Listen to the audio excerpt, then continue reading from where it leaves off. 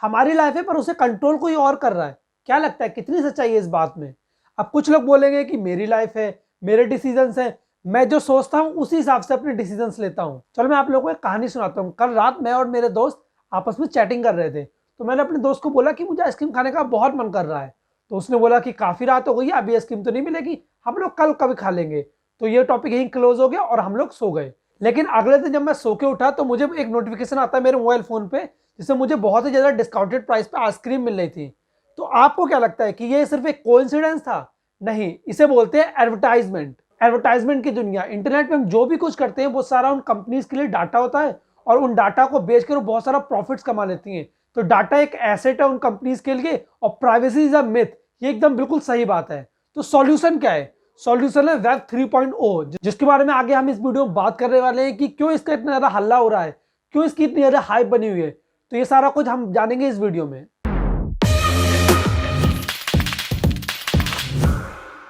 दोस्तों, अगर आज हमें किसी चीज के बारे में कुछ जानना हो तो हम फटाक से गूगल पे सर्च करके पढ़ लेते हैं। इंटरनेट ने हमारी लाइफ काफी आसान बना दी है, लेकिन पहले ऐसा नहीं था। पहले हमें बहुत मोटी मोटी किताबें पढ़नी पड़ती थी। तो इंटरनेट की शुरुआत हुई 90s में। स्टार्टिंग में जो इंटरनेट था उसे बोलते थे वेब 1.0, जिसमें हम सिर्फ रीड कर सकते थे, सिर्फ पढ़ सकते थे। जितनी वेबसाइट थी सारी स्टैटिक थी, हम कोई भी इंटरेक्शन नहीं कर पाते थे। फिर उसके बाद टाइम के साथ इंटरनेट इवॉल्व हुआ, बदलने लग गया। MP3 आया, MP4 आया, लोग इंटरनेट पे जाके शॉपिंग करने लगे।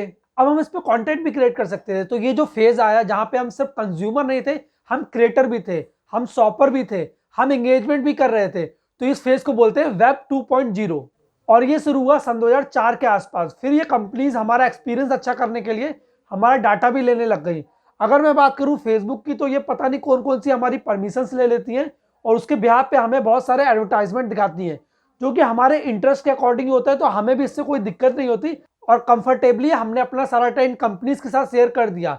यही केस था अमेजॉन के साथ, यही केस था गूगल के साथ। लेकिन प्रॉब्लम तब आई जब इन कंपनीज को अपॉर्चुनिटी दिखी और इन लोगों ने हमारा डाटा बेचना स्टार्ट कर दिया एडवर्टाइजर्स को। जैसे कोई कंपनी है सोप की या फिर चॉकलेट की, तो इन लोगों ने हमारा डेटा उनके साथ शेयर किया, जिससे कि वो अपने एड्स दिखाएं और अपनी चॉकलेट या फिर सोप्स हमें बेच सकें। और इस तरीके से इन बड़ी बड़ी कंपनीज ने हमारे डेटा का मिसयूज करना स्टार्ट कर दिया, हमारे डेटा को सेल करना स्टार्ट कर दिया। फिर आगे चल के इन लोगों ने वो चीजें हमें दिखाई जो इनके लिए बेनिफिशियल थी, और धीरे धीरे वो चीजें हमें अच्छी भी लगने लगी और हम खरीदने लगे। और इन कंपनीज के जो फाउंडर्स हैं, सीईओज हैं, वो अपनी मर्जी से रूल्स एंड रेगुलेशंस बनाते हैं, अपनी मर्जी से जो चाहे वो करते हैं, और हमें उन रूल्स को मानना भी पड़ता है, जो कि इनकी अपनी इंडस्ट्री में मोनोपोली है। और हमारे पास कोई और ऑप्शन भी नहीं है, क्योंकि ये पूरा पूरा सेंट्रलाइज्ड वर्ल्ड है। लेकिन अब बात करते हैं डिसेंट्रलाइज्ड वर्ल्ड की।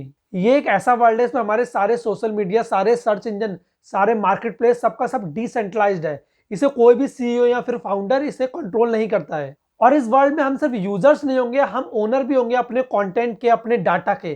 तो ये कैसे होगा? जैसे यूट्यूब का अल्टरनेटिव है डीट्यूब, ओडिसी, जिसमें हमें वीडियो अपलोड करने पे कुछ टोकन्स मिलेंगे, और उन टोकन्स की कुछ मॉनिटरिंग वैल्यू होगी। और साथ ही इसमें हमें वीडियो देखने पर भी टोकन्स मिलते हैं। जैसे क्रोम पे ब्राउज करने पे हमें कुछ नहीं मिलता, लेकिन डिसेंट्रलाइज्ड वर्ल्ड में एक है ब्रेव ब्राउजर, जिस पे ब्राउज करने पे हमें कुछ टोकन्स मिलते हैं। और एक बार यहाँ पे हमने वीडियो अपलोड कर दी तो उसे कभी भी कोई भी डिलीट नहीं कर सकता है, क्योंकि ये ब्लॉकचेन टेक्नोलॉजी पे बना हुआ है। और क्योंकि ये हमारी प्राइवेसी को सिक्योर रखना चाहते हैं, तो इन प्लेटफॉर्म्स को यूज करने के लिए हमसे कोई भी हमारी रियल आइडेंटिटी नहीं मांगता है। इसमें हमारा एक अवतार होगा, हमारी एक आईडी होगी, जिसके थ्रू अपने सारे ट्रांजेक्शन्स करेंगे।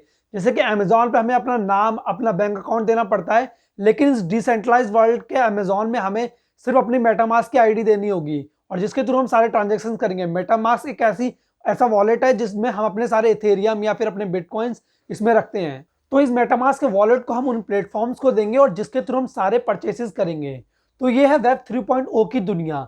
अब इसमें NFT भी आता है, क्योंकि इन प्लेटफॉर्म्स पे हम जो भी परचेस करेंगे, जैसे कि डिसेंट्रलैंड में हम लैंड परचेस करेंगे, तो उस लैंड की ओनरशिप हमें NFT के फॉर्म में ही मिलेगी। अगर आप लोगों को नहीं पता कि NFT क्या होता है, डिसेंट्रलैंड क्या होता है, तो आप मुझे नीचे कमेंट में बताओ, मैं इन टॉपिक्स पे भी वीडियोस बना दूंगा। तो इस 3.0 के वर्ल्ड में हमें किसी भी चीज की ओनरशिप NFT के फॉर्म में मिलती है। तो इस वेब 3.0 के अंदर NFT भी है, गेमिंग प्लेटफॉर्म्स भी है, मेटावर्स भी है। तो मोटिव ये है कि इसके अंदर पीयर टू पीयर ट्रांजेक्शन हो और मिडिल मैन को एलिमिनेट कर दिया जाए। तो अब बात आती है कि क्योंकि ये डिसेंट्रलाइज्ड, इनके ऊपर कोई अथॉरिटी नहीं है, तो इन ऑर्गेनाइजेशंस को रन कौन करेगा? तो जो फाउंडर्स है वो स्टार्टिंग में ही कुछ रूल्स एंड रेगुलेशंस बना देते हैं स्मार्ट कॉन्ट्रैक्ट के थ्रू, और बाद में इस पूरे के पूरे ऑर्गेनाइजेशंस को डाउ के थ्रू हैंडल करा जाता है। और इसमें वही मेंबर्स होंगे जिनके पास ज्यादा टोकन्स होंगे, और वो ही इन ऑर्गेनाइजेशंस को रन करेंगे और वो ही प्रपोजल्स लाएंगे कि इस प्लेटफॉर्म पे ये होना चाहिए या फिर वो होना चाहिए। तो इस पूरी तरीके से डिसेंट्रलाइज्ड वर्ल्ड काम करता है। और इन सब टॉपिक्स को और भी ज्यादा डिटेल में समझने के लिए चैनल को अभी के अभी सब्सक्राइब कर दो।